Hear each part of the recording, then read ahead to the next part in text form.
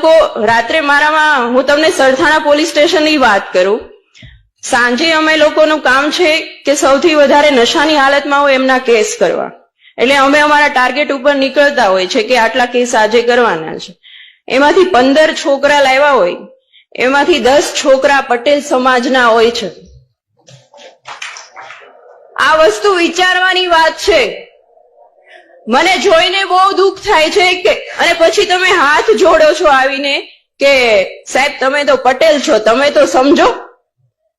મને કોઈક આવું કે ને એટલે મને વધારે ગુસ્સો આવે છે. અને હું એમ કહું છું એને કોઈ પણ ની ભલામણ આવે, કોઈ પણ ની ભલામણ આવે, પણ મારા પટેલ સમાજને તમારે છોડવાનો નથી. એક રાતી અંદર લોકઅપમાં રહેશે ને તો એને ખ્યાલ આવશે કે આ વસ્તુ ન કરાય.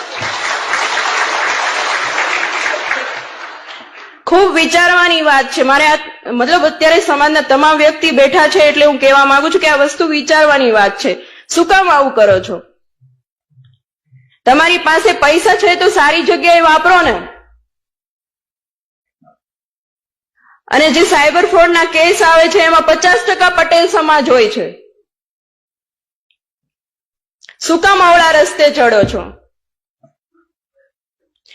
પટેલ સમાજે આટલી નામના મેળવી છે, આટલું આગળ વધ્યા છે, તો શું કામ આવી રીતે પતન તરફ જવાનું? આજુબાજુના વ્યક્તિ